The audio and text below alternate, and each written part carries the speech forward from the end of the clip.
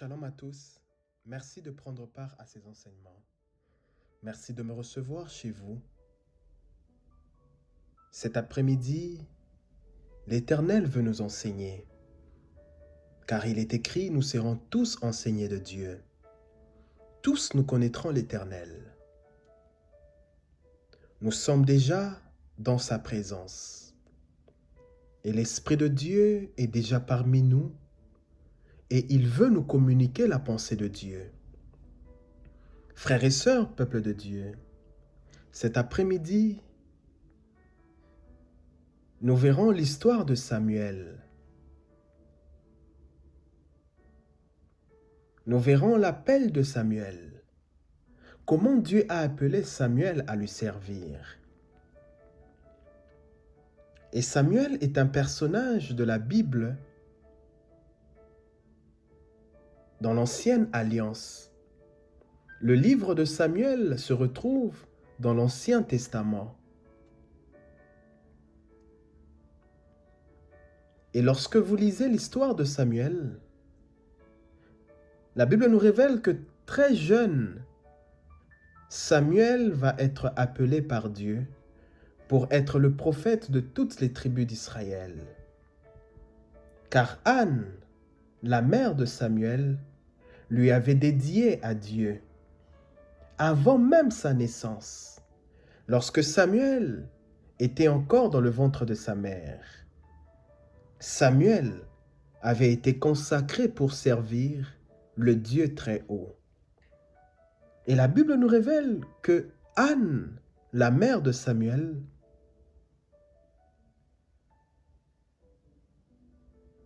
avait demandé à Dieu un enfant. Anne, pour avoir Samuel, elle avait prié. Anne avait demandé à l'Éternel, Seigneur de l'univers, si tu me donnes un enfant mâle, si tu me donnes un garçon, je te promets, Seigneur, de le mettre à ton service pour toujours. Et Dieu avait exaucé Anne.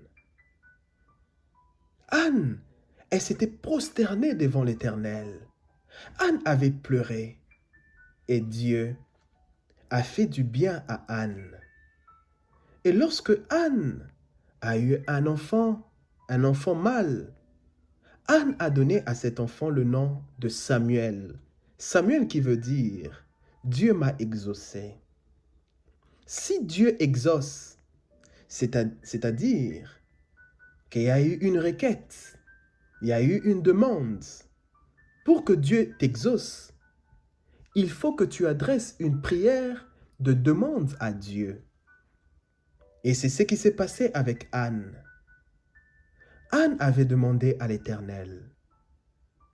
Et la Bible nous révèle que Dieu a exaucé la prière de Anne.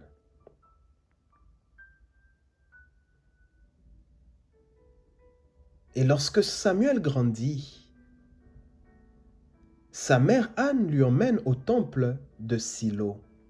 Pourquoi? Parce que en réalité, lorsque Anne avait demandé à l'Éternel un enfant, Anne avait dit à Dieu, « Seigneur, si tu me donnes un enfant, lorsque cet enfant grandira, il sera à ta disposition. Il va te servir pour toujours. » Voilà pourquoi, lorsque Samuel grandit, Anne se souvient qu'elle devait emmener Samuel au temple à Silo. Anne emmène Samuel au temple de Silo pour que Samuel soit à la disposition de Dieu, mais sous la conduite du prêtre Élie. L'Éternel avait choisi Samuel, car Samuel devait écouter la voix de Dieu et rapporter les paroles de Dieu aux Israélites. Samuel devait être en quelque sorte comme le porte-parole de l'Éternel, écouter la voix de Dieu et rapporter les paroles de Dieu aux Israélites. Mais au-delà d'écouter Dieu, Samuel devait distinguer de quelle manière Dieu lui parle. Samuel devait distinguer, savoir comment Dieu lui parle. Pour écouter la voix de Dieu, il faut distinguer de quelle manière Dieu me parle. Et c'était ça, c'est que Samuel devait apprendre auprès du prêtre Élie. Voilà pourquoi, malgré l'appel de Samuel, Samuel devait être encadré par le prêtre Élie. Et le souverain sacrificateur Élie avait reçu pour mission d'encadrer Samuel au temple à Silo. Samuel devait être formé par le prêtre Élie pour que enfin il puisse être au service de l'Éternel. Et la Bible nous révèle que le prêtre Élie avait aussi 2 fils. Mais les 2 fils du prêtre Élie ne reconnaissaient pas l'autorité du Seigneur. Les 2 fils de Élie ne respectaient pas Dieu. Lorsqu'on devait offrir à Dieu des sacrifices au temple de Silo, eux, ils prenaient et ils détournaient les offrandes que le peuple offrait à l'Éternel. Mais la Bible nous révèle que Samuel reconnaissait l'autorité de Dieu. Samuel ne détournait pas les offrandes qu'on offrait à l'Éternel au temple. Alors un jour, le souverain sacrificateur Élie va apprendre que ses 2 fils se comportent mal au temple de Silo. Le prêtre Élie va devenir très vieux, avancé en âge. On vient lui informer que ses 2 fils ne marchent pas selon les lois de l'Éternel. Et Élie va faire des reproches à ses fils. Élie va décider de blâmer ses 2 fils.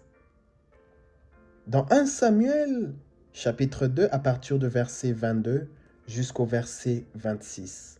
1 Samuel, chapitre 2, à partir du verset 22 jusqu'au verset 26. La Bible nous révèle que Élie va faire des reproches à ses fils. Élie est devenu très vieux. Il entend raconter comment ce fils agisse envers les Israélites. On lui dit aussi qu'il couche avec les femmes qui sont des services à l'entrée de la tente de la rencontre.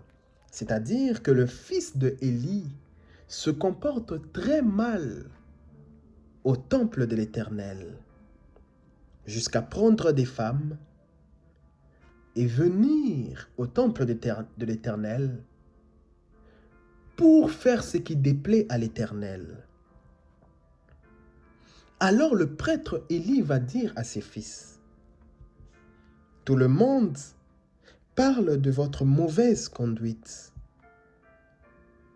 Pourquoi est-ce que vous faites des choses pareilles? Arrêtez mes fils. Ils ne sont pas beaux, le bruit que j'entends sur vous.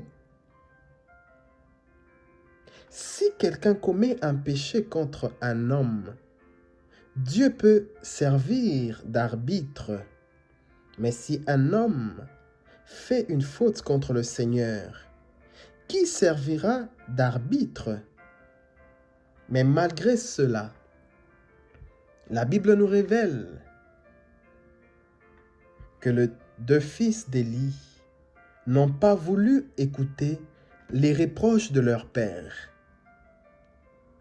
En effet, le Seigneur a décidé de leur faire mourir à cause de leur mauvaise conduite. Mais la Bible nous révèle que Samuel se rend agréable aux yeux du Seigneur et des hommes. Frères et sœurs, peuple de Dieu, le souverain sacrificateur Élie, par là, nous comprenons qu'il n'aura pas pour successeur l'un de ses fils à cause de la mauvaise conduite de ses deux enfants. Mais c'est Samuel qui va lui succéder. Pourquoi? Parce que Samuel s'est rendu agréable aux yeux de Dieu et des hommes. C'est pour dire, peuple de Dieu, qu'on ne devient pas un serviteur de Dieu, de père en fils, mais on devient serviteur de Dieu par vocation. Et la vocation n'est jamais prévisible. Les voies de Dieu ne sont pas prévisibles. Aucun humain n'a la maîtrise de temps et des circonstances. Certainement pour le prêtre Élie, il pouvait se dire que ce sont ces deux fils qui vont lui succéder. Mais la Bible nous révèle que c'est Samuel qui a pu succéder le prêtre Élie. Pourquoi? Parce que les voies de Dieu, personne ne peut le maîtriser. Seul Dieu sait. Voilà pourquoi il dit dans sa parole, « Vos pensées ne sont pas mes pensées. » Et par la suite, la Bible nous révèle que Dieu va envoyer un prophète pour annoncer à Élie le malheur qui va frapper sa famille à cause de leur mauvaise conduite. Dans 1 Samuel chapitre 2, à partir du verset 27 jusqu'au verset 30. 1 Samuel chapitre 2 à partir du verset 27 jusqu'au verset 30. Un prophète annonce au prêtre Élie la fin de sa famille, car Dieu, en effet, a décidé de faire mourir les deux fils du prêtre Élie.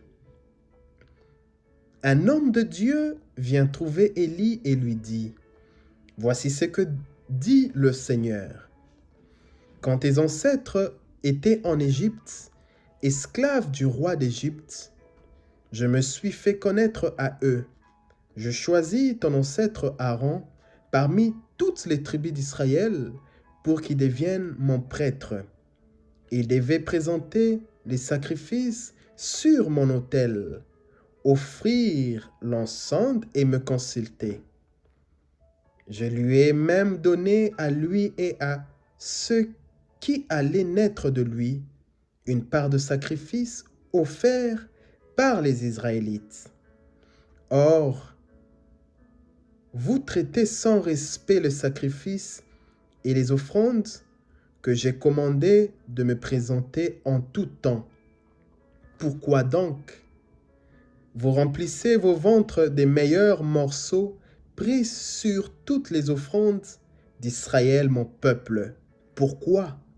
Pourquoi est-ce que tu honores tes fils plus que moi? Voici donc ce que je déclare, moi, le Seigneur, Dieu d'Israël.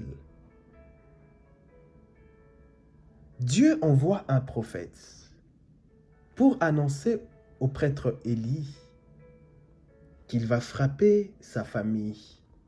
Pourquoi? Parce qu'ils n'honorent pas Dieu. Ils prennent le sacrifice qu'on offre à l'Éternel. Ils détournent les offrandes de l'Éternel.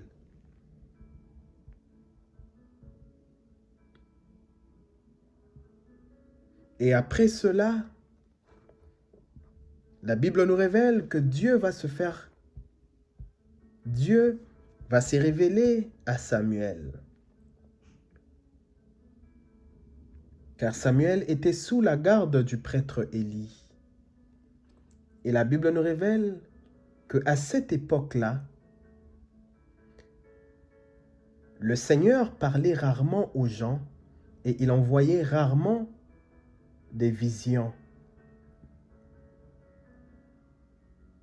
Samuel servait le Seigneur en présence d'Élie. En ce temps-là, la parole du Seigneur était très rare. Il n'y avait pas de visions. Dieu ne parlait pas. Et une nuit, pendant que Élie dort, Samuel aussi dort à côté d'Élie, dans la maison du Seigneur, près de l'arche de l'Alliance. Et Dieu se révèle à Samuel dans une vision.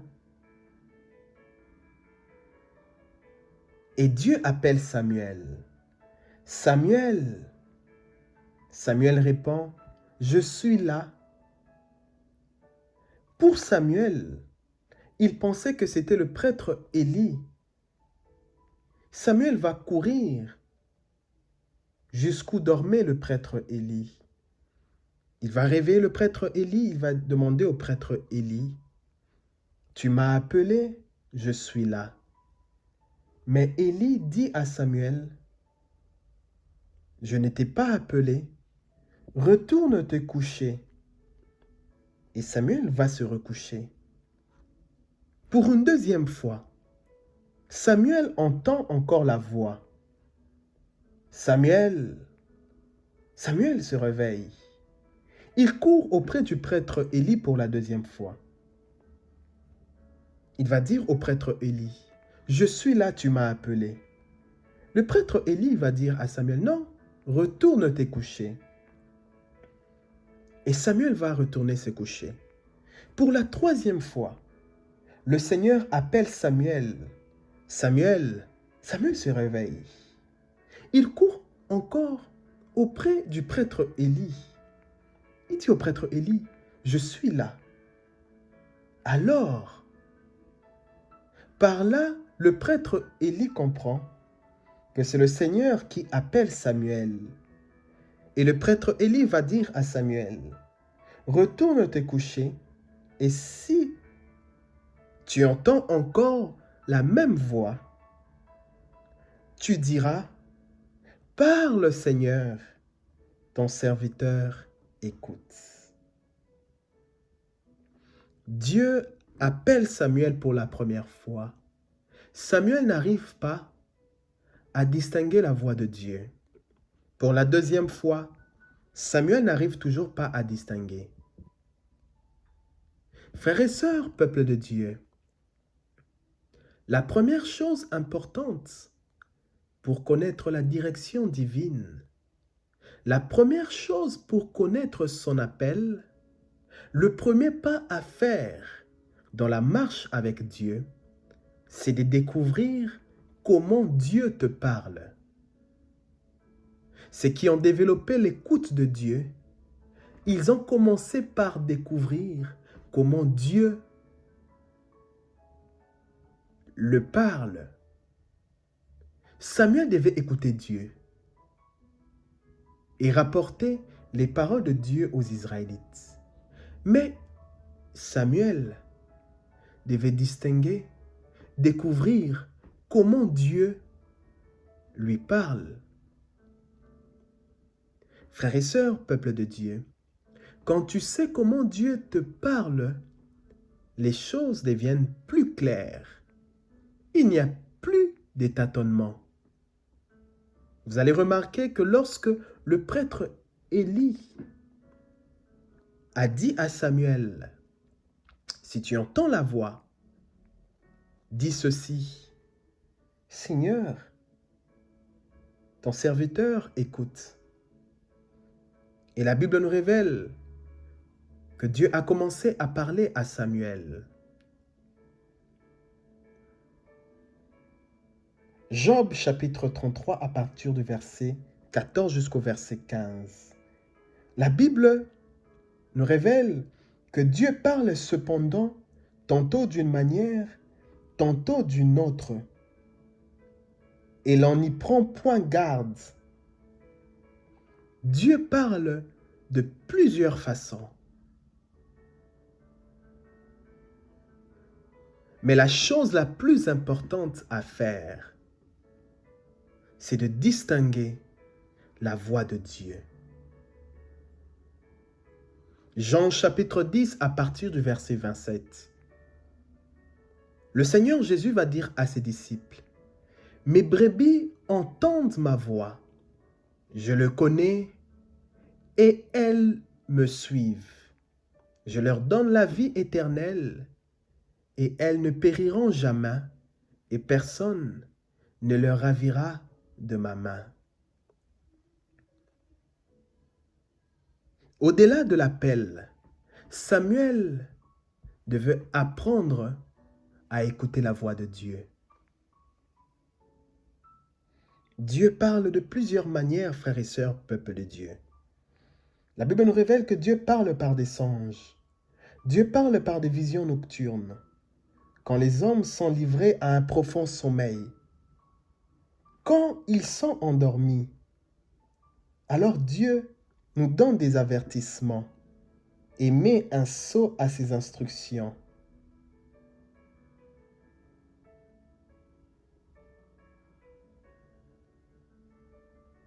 La Bible nous révèle que Samuel assurait le service de Dieu en présence du souverain sacrificateur Élie.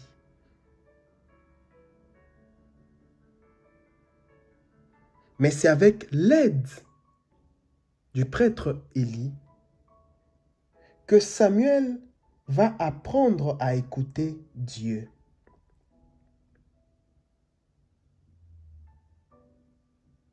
C'est avec l'aide du prêtre Élie.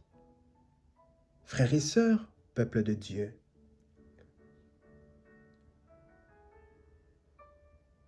lorsque tu es encadré, il est facile pour toi de connaître le voie de l'Éternel. Dieu avait appelé Samuel, mais Samuel devait être formé. Il devait passer par une formation, un processus, avant de succéder le prêtre Élie.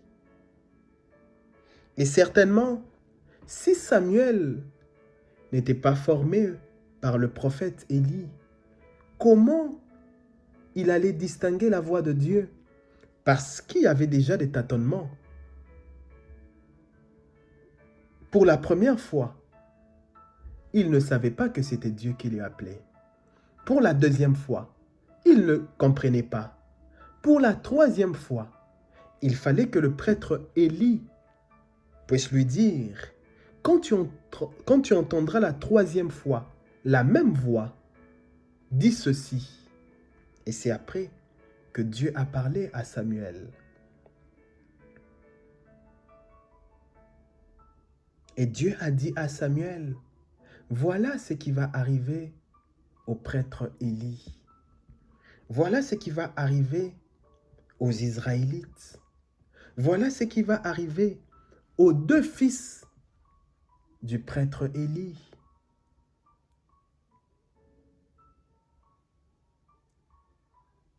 Et dans la suite de cette histoire, dans 1 Samuel chapitre 3 à partir du verset 11 jusqu'au verset 21,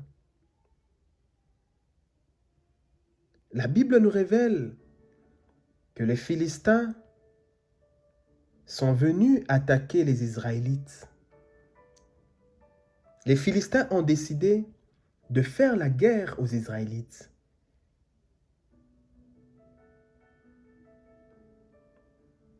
Et les Philistins ont tué un grand nombre des Israélites.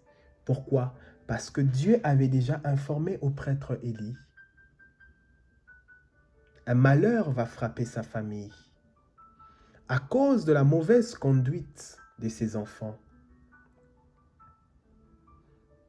Alors quand les Israélites ont vu cela, ils se sont dit, pourquoi le Seigneur a permis que les Philistins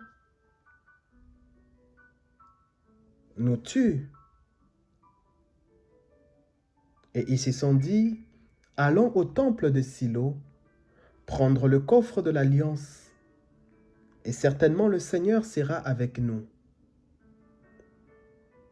Car Dieu avait dit aux Israélites, à chaque fois que vous allez en bataille, emmenez toujours l'arche de l'alliance, car cela symbolise ma présence. Voilà pourquoi j'aime toujours dire une chose. Derrière un symbole peut se cacher une dimension spirituelle. Les Israélites se sont dit, allons prendre l'arche de l'alliance. Certainement, nous allons battre les Philistins.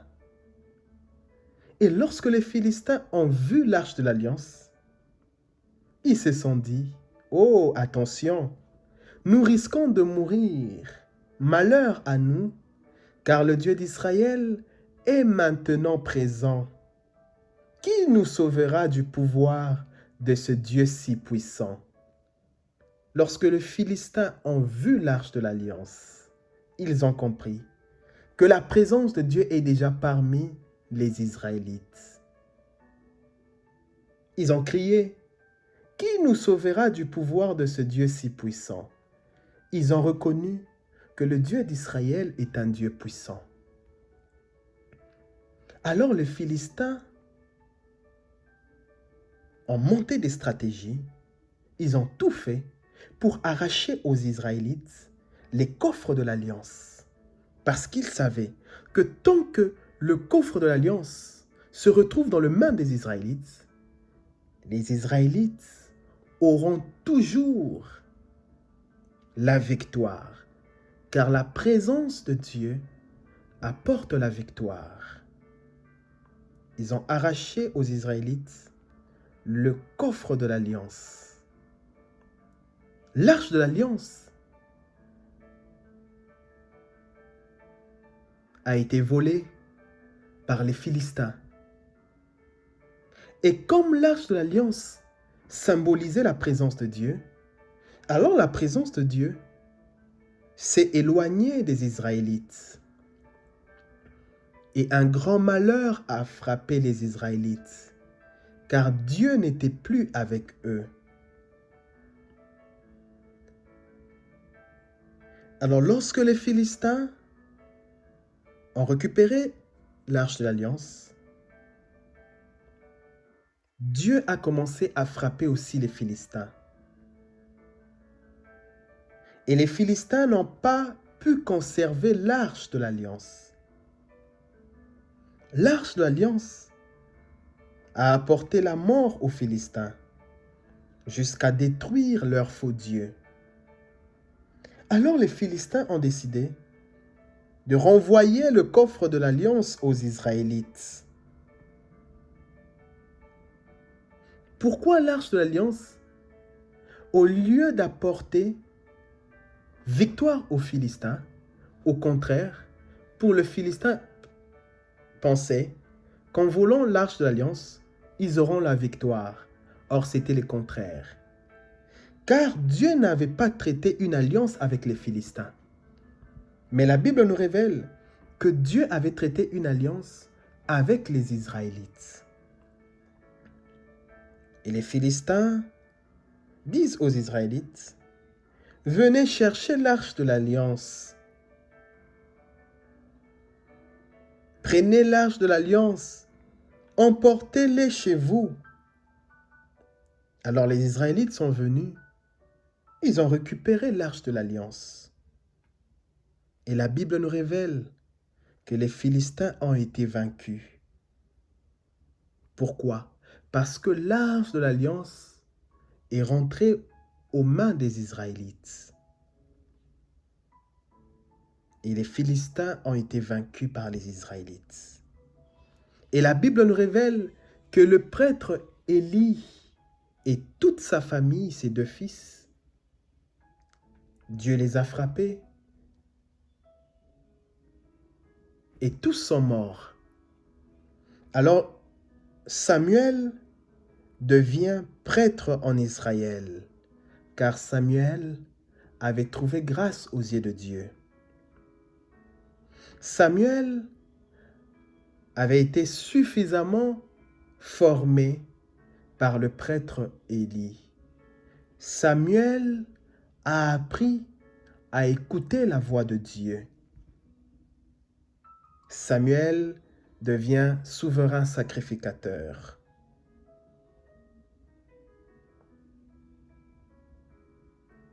Et lorsque Samuel devient souverain sacrificateur de toutes les tribus d'Israël, les Israélites décident de se rapprocher du Seigneur. Les Israélites décident de se rapprocher du Seigneur. Et Samuel va parler aux Israélites. Samuel va dire aux Israélites,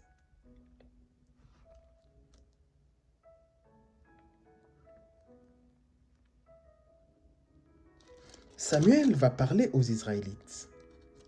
Samuel va leur dire,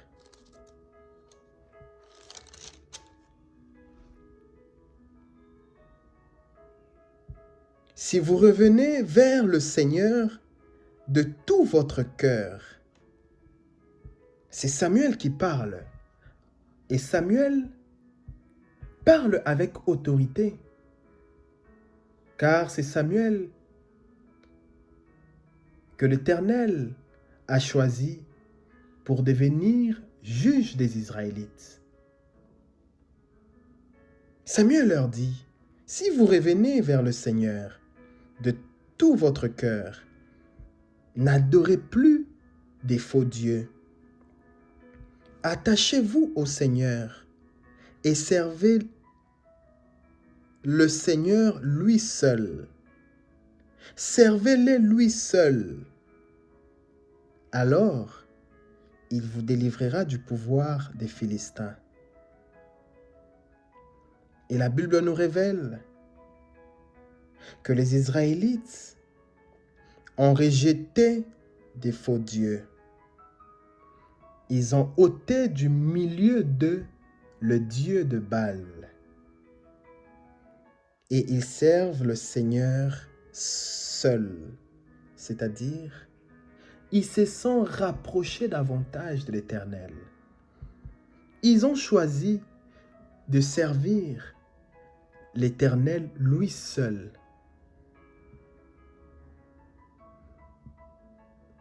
Et ils ont apporté des offrandes à l'Éternel. Et ils ont répandu leur cœur.